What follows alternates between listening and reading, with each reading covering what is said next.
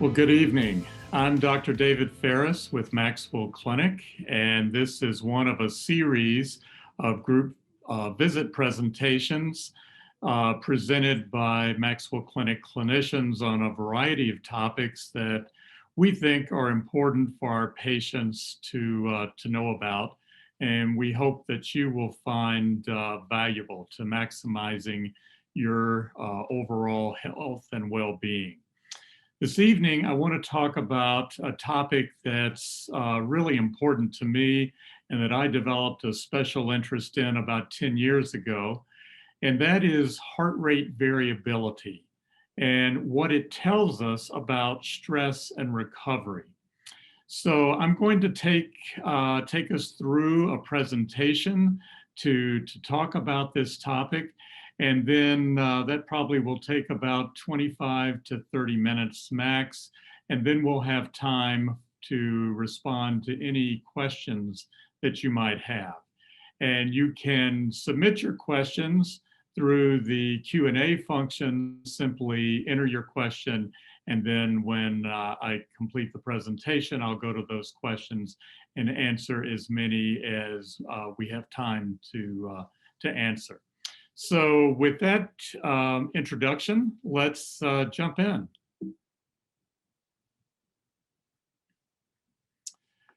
First, let's start with a little terminology. I think everyone understands what we're talking about when we talk about heart rate. When someone takes your pulse, they count the number of pulses within a minute, and whatever that is the heart rate. It's the heartbeat frequency in terms of beats per minute.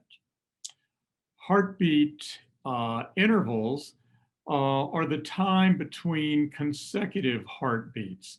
If you've seen an EKG and you see a small segment of an EKG on the left in the diagram, you see a big spike. That's the R complex of what we call the QRS complex of an EKG.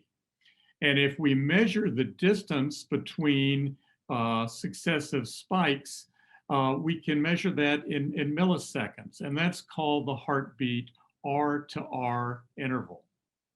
And then finally, what we're going to be talking about this evening is heart rate variability. And this is the beat-to-beat variation in the time between those consecutive R to R intervals.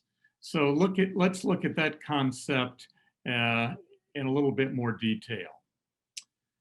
What you see here is an EKG, a few beats, and you'll see the numbers at the top. What that reflects is the number of milliseconds between each successive R complex of the QRS complex. So we get a QRS complex for each heartbeat. And then if we measure that distance between successive beats, you'll see that they vary. They're not all the same. Even though when we're taking someone's pulse, we can't discern these minute differences, the reality is that that length of time, that interval between successive beats is constantly changing. So you see in this tracing, it goes from 828 milliseconds to 845, and then down to 754, and then down to 742. And this is what we call the heartbeat variability. It's that variability between beats. And so you might ask, well, why should I care about that? What's the significance of that? Well, that's what we're going to delve into in the next few minutes to explain why this is important and what valuable information it can lead to give us a much better idea of what do our individual patterns of stress and recovery look like. So what heart rate variability does is it gives us a window into the body. Specifically, it gives us a window into the autonomic nervous system. And I'm going to talk more about the autonomic nervous system in just a minute in the next slide. But suffice it to say that the heart is constantly reacting to changes in its environment, to stressful factors, to stressful situations, to the need to run or to move quickly. And it does all of this through the part of the nervous system called the autonomic nervous system. So we've already talked about how heart rate variability means this variation in time between consecutive heartbeats, but there's a lot of information that we gather from that variation. Heart rate variability is closely regulated by the body. We know at rest and during periods of relaxation that heart rate variability increases, whereas during many types of stress, HRV decreases.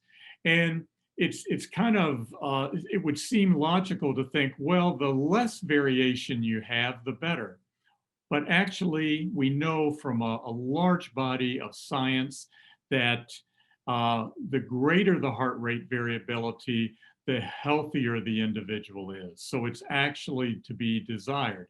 And if you think about it, the body, the heart rate's ability to respond to multiple external and internal factors to adjust that heart rate moment by moment shows a lot of flexibility within the body. And so the more heart rate variability increases, the more flexibility, the greater health that the body has. There are many factors that affect heart rate variability. Some of those are age. We know that heart rate variability naturally decreases as we get older, but our physical fitness level, our health status, and the stressors that we are exposed to are all important factors that help govern just what our heart rate variability is. And as I said a minute ago, in general, high heart rate variability is considered a sign of a healthy heart and a healthy body, whereas low values can indicate internal or external stress or a weak recovery.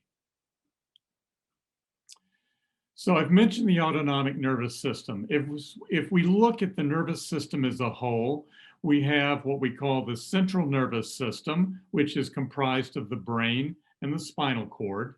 And then we have the peripheral nervous system, which is everything else. All the nerves that come from the brain, that come from our spinal cords, that go throughout the body, that regulate and provide sensory input for all the different functions of the body. Of that peripheral nervous system, there are two parts. There's the voluntary nervous system component and the involuntary or autonomic nervous system. The voluntary part of the nervous system is what controls specific movements we make, voluntary actions that we take. We want to write, we want to sing, we want to speak. Those are all voluntary functions and are controlled by the voluntary nervous system.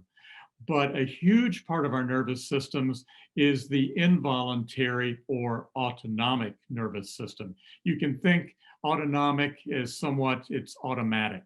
These are the many functions of our bodies, including our heart rate, our breathing, our ability to digest food, all the many things that we don't have to think about, that just happen automatically because our autonomic nervous systems are monitoring these aspects of our functioning and controlling them. So all that to say, what we want to focus on is the autonomic nervous system, and it has two divisions, the sympathetic nervous system branch and the parasympathetic nervous system branch. Think of the sympathetic nervous system as fight or flight. This is a stressful mode. And so we have to have sympathetic activation or we wouldn't get anything done, but we also need parasympathetic activation. This is involved with relaxation, of helping the body to rest and recover. So it's critically important. And normally throughout the day, there is an interplay, moment by moment, between the sympathetic nervous system and the parasympathetic nervous system. But typically during our waking hours, the sympathetic nervous system is going to dominate. And that hopefully, if we're getting good restful sleep, which is critically important for health, during the night when our bodies recover, it's parasympathetic nervous system that we are concerned about and we want to see activated. We also would like to ideally see at least some brief periods of parasympathetic nervous system activation during the day, because that gives our bodies, gives our systems momentary respite from the stresses of the day. And that can be accomplished in a number of ways, of which I'll touch on later, but which I plan to cover in my next scheduled group visit, which will be a follow-up to this one in September. So with that said, I want to play a brief 1-minute video that was put together by Firstbeat. I'm going to talk more about Firstbeat in just a moment. But Firstbeat is the Finnish company that provides the technology and all of the research behind it that allows us to use heart rate variability to look at our patterns of stress and recovery. So let's watch this short video, and I think hopefully this will summarize a lot of the things that I've said over the last few minutes and perhaps make things more clear for you. Stress is your body's natural response to the challenges of life. Physical factors like extreme temperatures and illness trigger stress, as do situational factors like work demands and social pressure. Stress can be observed via your autonomic nervous system, which regulates functions like heart rate and digestion. It's comprised of two parts that serve the same organs but produce opposite results. Together, they work like the gas and brake pedals of your body. The sympathetic nervous system is the gas pedal. It excites your body and prepares you for action. Also known as fight or flight response, this elevated state is what we mean by stress. Responsible for resting and digesting, your parasympathetic nervous system, in turn, is the brake pedal. It calms your body and replenishes your reserves. Both systems are constantly operating, but one is more active than the other. Ultimately, it's the balance that counts. Beat-to-beat changes in your heart rate open a window into your autonomic nervous system.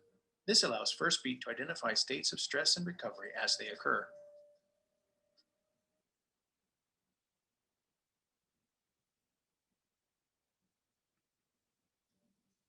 Stress is your... There we go. So hopefully that brief video characterized some things, summarized them for you. But I think the analogy that the video uses of thinking of the sympathetic nervous system, sympathetic activation as the gas pedal, and the parasympathetic system as the brake pedal is a useful analogy. So let me talk now about Firstbeat, the company that I alluded to a moment ago. I first was introduced to Firstbeat about 10 years ago. I was really intrigued by their deep knowledge of the science of heart rate variability and how they have developed technology and tools to help us understand patterns of stress and recovery in order to maximize our individual wellness, as well as how they apply this in the whole area of sports performance. That's a separate topic we won't address today, but Firstbeat is really the leader in this technology that assists a lot of professional European and North American teams in a number of sports. But Firstbeat was established in 2002. It was a spinoff of a research institute at the University of Jyväskylä in northern Finland. They were studying athletic performance and really looking at the research and adding to the research underlying heart rate variability. And so they developed their technology based on some 20 years of research and experience and applying the science of heart rate variability. What they did, looking at all the data and being able to measure heart rate variability, was to see that heart rate variability was a non-invasive marker that really gives us a window into how the autonomic nervous system and its two components, sympathetic nervous system and parasympathetic nervous system, interplay and perform. And then able to turn that data into real usable data that I'm going to show you examples of in just a minute. I've already mentioned that this technology that Firstbeat has developed is utilized by a large number of European and North American professional sports teams, but also a lot of D1 sports programs at major universities in the US, as well as the really the analytic engine that powers a number of consumer products such as wrist-worn heart rate monitors. So if you have a Garmin or a Suunto or a Sony heart rate monitor that you wear when you exercise, those analytics contained in that are from Firstbeat. All right, now I want to show you a second video. It's a couple of minutes longer, but this will just give you, I think, a good overview of the Firstbeat technology and specifically the process of how we collect heart rate variability data using a small device called a Bodyguard 2, which an individual wears for 72 hours in order to collect data on heart rate variability as well as some other data. So let's play this and then I'll show you how all of this is applied.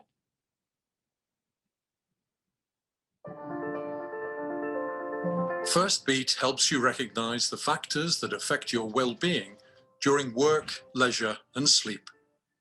The multi-day round-the-clock heart rate variability measurement is easy to conduct in everyday life. It helps you identify factors that cause stress or consume your resources, revealing the link between your lifestyle and well-being. The scientifically proven method guides you personally to manage stress and feel better. See whether your days include any moments of recovery and recognize the situations that help charge your batteries. Firstbeat shows whether your day includes enough physical activity and how it affects your body. Good quality sleep is a requirement for health. Firstbeat shows if you're able to recover and replenish your body's resources during sleep. Get a personal, comprehensive report and concrete action points that help you improve your well-being in line with your individual goals. The objective feedback helps you improve your daily performance, reach your goals, and simply feel better by choosing actions that will have a positive impact on your work, leisure, and life. At the beginning of the measurement period, you'll receive an email with a link and instructions for filling in your background information and measurement journal. Write down some daily events to be able to compare your actions and the data. Choose a measurement period that fits you best. Usually this includes 2 working days and 1 day off. Start the measurement in the morning after you wake up, as mentioned in the instructions. Snap the electrodes onto the measurement device, remove the protective cover, and attach them to clean, dry skin. Ensure that the green LED is flashing. Detach the device when showering or swimming. The measurement continues automatically when you reattach the device. Replace the electrodes with new ones at least once a day, for example, after showering or if an electrode falls off. End the measurement when you wake up after the last night of the measurement period. Measurement ends automatically when you detach the device. You'll receive an individual report, feedback, and action points from a wellness specialist to improve your well-being and performance. Welcome to Firstbeat Lifestyle Assessment.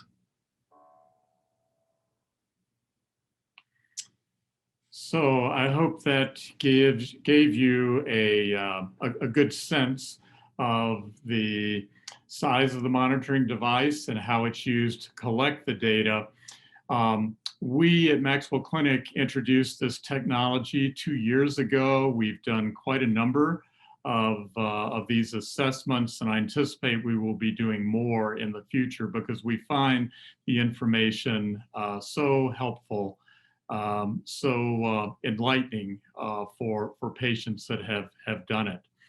So basically, what the Firstbeat lifestyle assessment does is it allows us to measure stress, to see patterns of stress and recovery, and that allows us to better manage stress and enhance recovery. And it also gives us valuable information on exercise during the course of the 3-day assessment period. What you see on the right of the screen in this slide is one page of the full Firstbeat lifestyle assessment report. There is a page that looks like this for each of the 3 days that we typically collect data.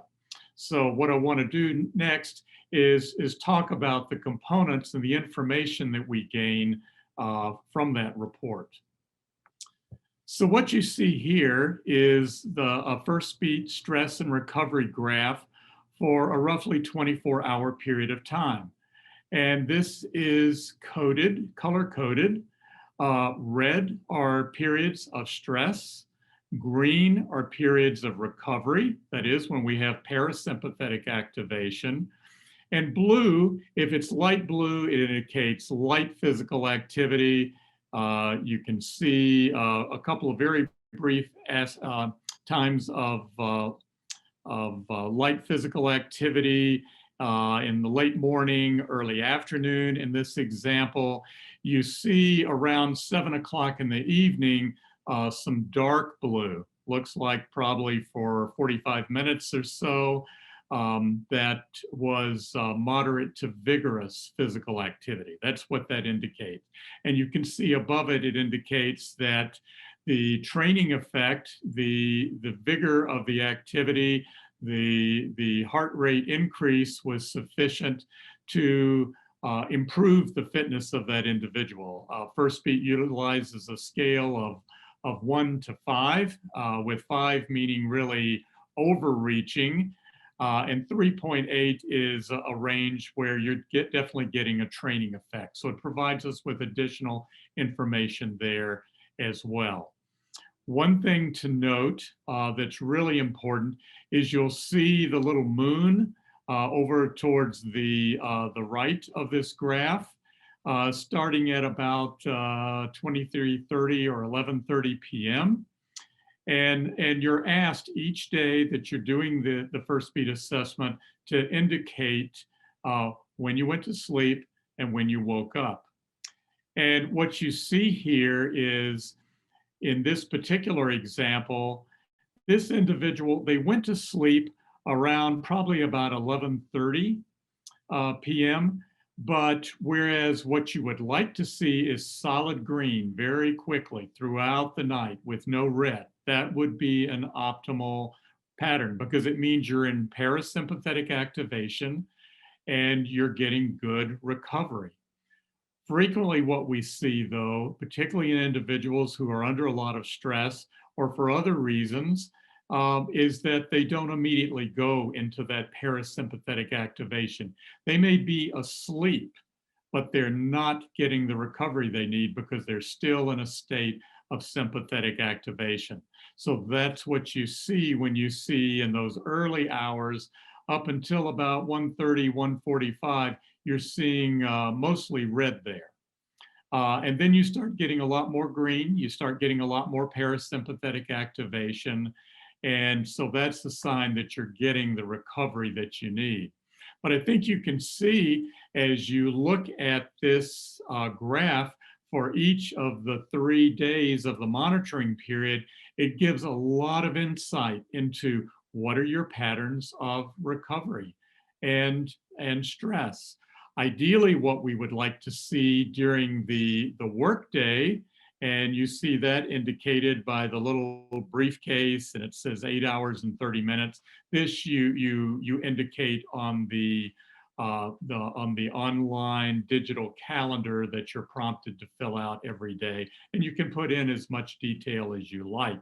It just helps correlating what's going on in the report with what your actual physical activities were, or restful activities during the course of that 24-hour period of time. What we would like to see would be some brief periods, maybe 3 to 5 minutes throughout the day, 2 or 3 times, of some green.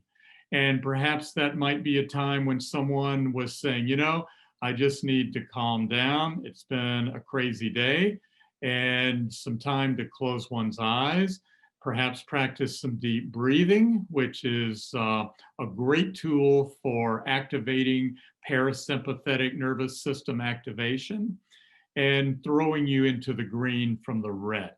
Ideally, that's what we would like to see. We didn't see that in this individual, which is pretty typical.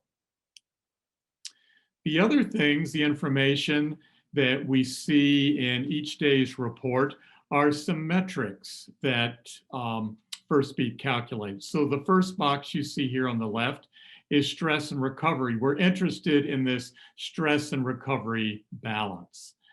And what we see here in this box, the amount of stress reactions, there were 10 hours and 13 minutes of stress reactions, and contrast that with the amount of recovery day and night. There were only 6 hours and 28 minutes of recovery. And the biggest factor there were two. One, we didn't see any recovery periods during the waking hours of the day. And we saw the initial hour and a half, 2 hours after that person went to sleep, where they really weren't getting good, solid parasympathetic activation and therefore good recovery. So Firstbeat has a scale to help make this relative to the individual. It's a 100-point scale, and you'll see this individual still achieved a score of 60. They barely made it into the good category from the moderate category. But, and you see at the bottom, it notes a small amount of recovery during the daytime. It was only 29 minutes, which was total, which was the reason we couldn't see a lot there during the day and the evening before they went to sleep. Over on the right, you see metrics related to sleep. And so we're concerned with both the length of sleep, which for most adults should be a minimum of 7 hours per night. For most people, that's 7 to 8 hours, occasionally more, and the quality of recovery. So the quality of that recovery is very important, and we measure that through our measurement of the degree of heart rate variability, and that's measured in milliseconds. So you see for this individual, they hit the good. They had more than 39 milliseconds of heart rate variability. They had 56, which is quite good. And the amount of recovery during sleep, they hit the good category, more than 75%. And in this case, it was 86% of case. So those two factors combined gave this individual a score of 74 out of 100 points for their sleep, looking at both, looking at the restorative effect of their sleep in terms of both the duration of sleep and the quality of recovery, which is directly correlated with the amount of heart rate variability. The other data that we get in each day's report is measures of physical activity. And you can see at the bottom, it is actually, the device is able to measure and differentiate between light, moderate, and vigorous physical activity. So there were, for this individual, there were 26 minutes of light physical activity, 29 minutes of moderate, and 5 minutes of vigorous activity. And this was sufficient to give them 75 out of 100 points. You don't have to be a marathoner. You don't have to run 10 miles to get some very positive effects, but you do need to do something. So ideally, you're getting some light physical activity during the day, and then you're getting at least 30 minutes, ideally, of moderate physical activity or vigorous physical activity each day. The final data block is labeled energy expenditure. Firstbeat is able to give the number of steps. You see that at the bottom. It has an accelerometer in the Bodyguard 2 monitoring device. In this case, it was 7,987 steps. And it shows the breakdown in the graph there between vigorous and moderate physical activity, light physical activity, or other, and the number of projected or estimated calories that were burned up from each of those 3 categories.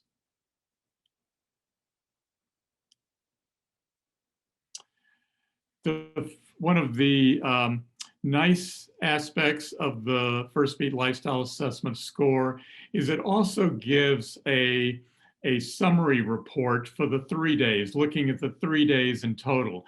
And one aspect of that is really important, is a measure of total body resources and pattern of depletion and replenishment.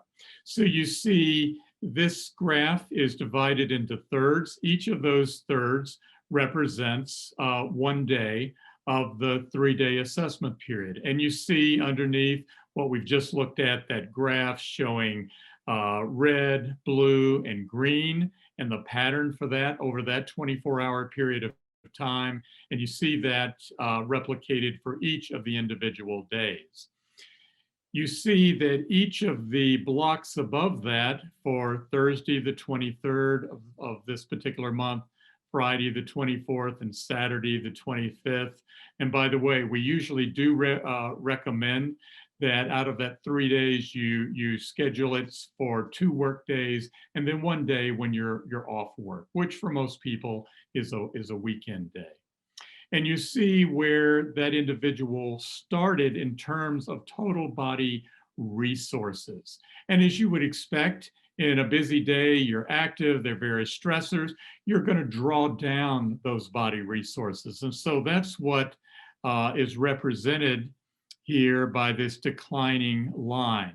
Then this gray period, this is during sleep. And so what we would expect to see is a replenishment. And indeed, we do see with this patient, the line increases so that over the course of sleep, and you can see for this particular night, this individual is getting good, solid recovery, almost solid parasympathetic nervous system activation. So that when you start the next day, you've replenished, represented by all of these green plus signs. Then in day 2, you will again start draining, depleting those resources, but look at the contrast for this second night. Rather than what we saw the first night when we were replenishing, you look at the graph below this, and you see there was not good quality sleep. There wasn't a lot of parasympathetic activation. And so what we saw was just a continual decline, very minimal replenishment when there was a bit more parasympathetic activation towards the end of the sleep cycle. And so when that happens, you're starting at a low point rather than a high point. And so you continue to be deplenished. Fortunately, by the third night, there was a much better response. There was a lot of parasympathetic activation, so a lot of good recovery going on during sleep. And this individual did start to gain ground again. But the overall effect of the 3-day period of time, when we look at it in toto, was we ended up at a body resource level lower than when we started at the beginning of the assessment period. And then you see below the lifestyle assessment score. This individual for the 3 days as a whole scored 70 over 100. And so they made it into the good category, but not the excellent category, primarily because they had really good recovery the first night and the third night, even though they didn't have good recovery the second night. Final thing I want to mention that's in the report is an estimate of one's fitness level. If an individual, anytime during the 3 days of assessment, will walk for a minimum of 30 minutes at a fairly vigorous pace, but you don't have to jog. We don't want you to run.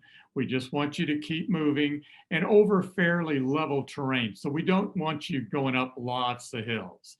You need to find a relatively level area in which to walk, and you simply do that for 30 minutes. You don't have to adjust anything on the monitoring device. It will automatically detect this. And if you give it that initial minimum of 30 minutes, then it will produce an estimate of what we call VO2 max. VO2 max is the gold standard measurement that reflects the body's ability to efficiently process oxygen. So an individual, an elite athlete, an Olympic athlete is going to, almost without exception, have a very high level of VO2 max. They're very efficient at processing large amounts of oxygen and being able to convert that to energy to support their metabolism. Now, a big piece of this is genetic. You know, there are just so many Olympic athletes in the world, but some of the individuals with the highest recorded VO2 max are Olympic or Tour de France cyclists. Lance Armstrong had a very, very high VO2 max.